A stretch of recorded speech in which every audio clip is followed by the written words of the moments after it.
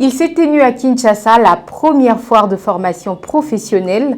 3 jours durant, plusieurs centres de formation professionnelle ont exposé leur savoir-faire. Cette initiative du ministère de formation professionnelle est une façon d'encourager les jeunes à faire des formations pour assurer leur avenir.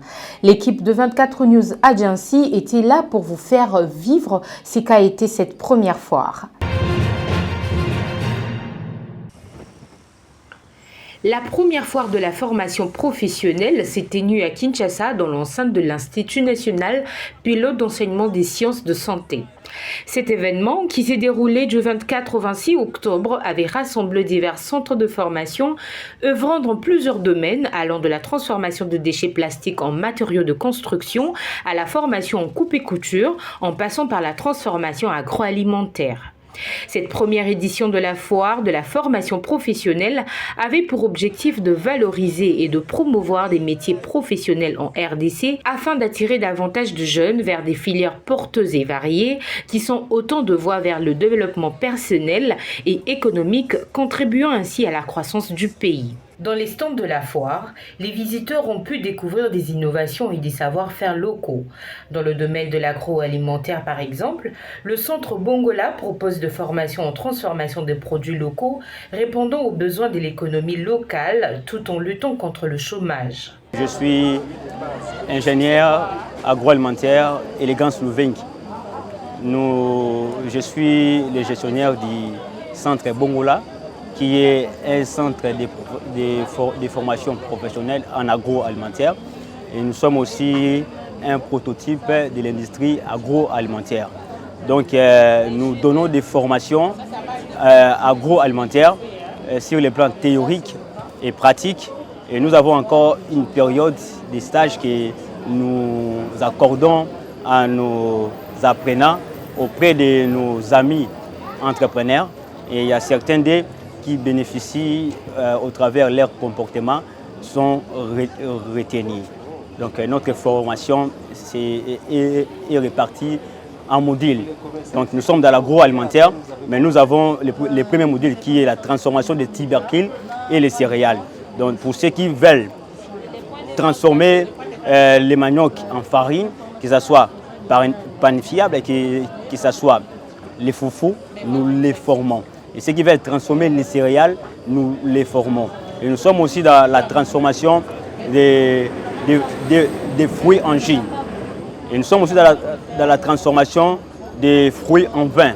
Voilà pourquoi nous voudrons bien contribuer à l'édifice. Donc nous amenons bien notre pierre à la vision du chef de l'État. La foire a mis également en avant des initiatives écologiques. Un groupe de femmes engagées a créé un atelier de recyclage des déchets plastiques qu'elles transforment en briques et palettes, contribuant ainsi à la protection de l'environnement tout en créant des emplois. Nous faisons le recyclage. Nous faisons le recyclage des déchets plastiques en matériaux de construction. Nous faisons les briques, les dallettes, les pots de fleurs, tout simplement avec les bouteilles qu'on jette là partout dans la ville. En même temps, ça réduit l'insalubrité. Nous prenons tout ça et nous recyclons ou nous transformons à tous ces matériaux de construction. Voilà, nous avons des exemples ici que nous avons amenés. Et en même moment, il n'y a pas que les déchets en plastique, il y a aussi les déchets ménagers et les déchets agricoles que nous transformons. Maintenant, les déchets ménagers et les déchets agricoles, nous les transformons en charbon écologique. Vous savez, on demande aux gens de ne pas couper la forêt parce que la forêt nous aide. Alors, on nous demande de ne pas couper cette forêt-là. Mais quand on demande aux gens de ne pas couper la forêt, qu'est-ce qu'on donne comme solution? Parce que ces gens-là, ils vivent que de ça. Ces gens-là, ils font leur cuisson avec ces bois-là qu'ils coupent. Alors si vous leur demandez, ça veut dire qu'ils ne vont pas cuire, ils ne vont pas préparer, ils vont mourir de faim. C'est comme ça qu'il faut donner une solution. La solution, c'est quoi? C'est ce que nous venons de mettre en place, la braise écologique, le charbon écologique, fait avec tout ce qu'on jette là qui vient de nos cuisines, de nos ménages. Et on jette sur la rue, on nous amène ça et on transforme. Ici, ce sont des anciens élèves de l'école Montbellé qui, après leur parcours scolaire et universitaire, ont décidé de se regrouper pour promouvoir l'économie.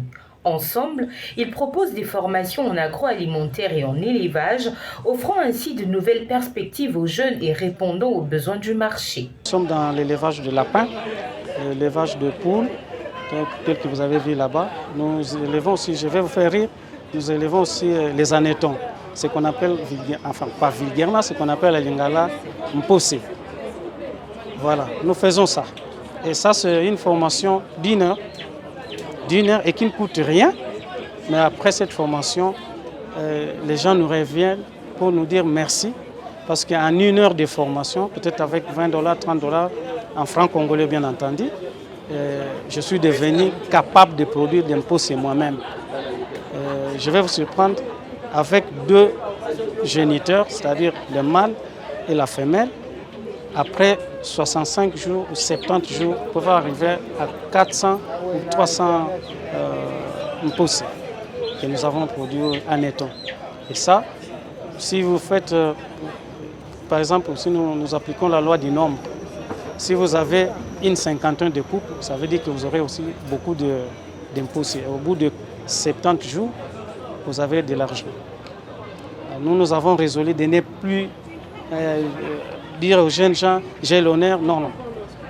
Nous voulons faire de ces gens-là eux-mêmes propriétaires de leurs entreprises. La formation professionnelle ne se limite pas à l'agroalimentaire. Le centre de formation Saint-Joseph forme de jeunes, filles comme garçons, dans divers métiers tels que la coupe et couture, l'électricité et la soudure, offrant une grande diversité d'opportunités. Je suis le directeur administratif du centre Saint-Joseph. C'est un centre de formation professionnelle.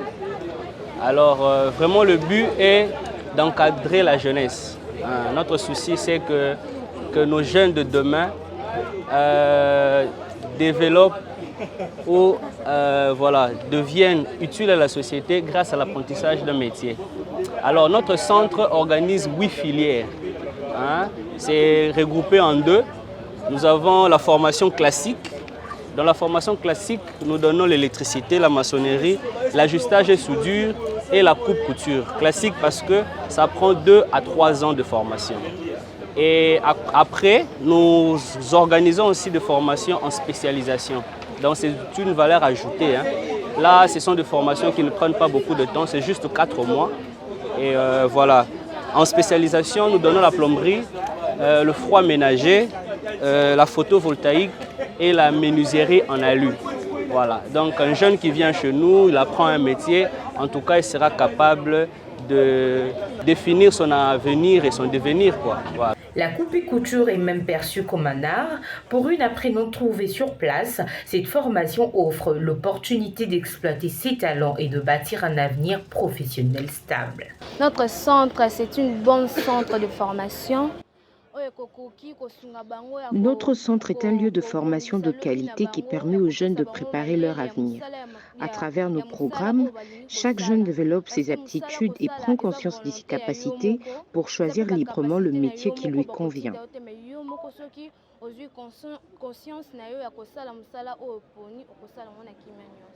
En offrant une plateforme aux centres de formation et leurs projets, la foire de la formation professionnelle met en lumière les talents et la créativité de la jeunesse congolaise qui sont autant d'atouts pour l'avenir de la RDC.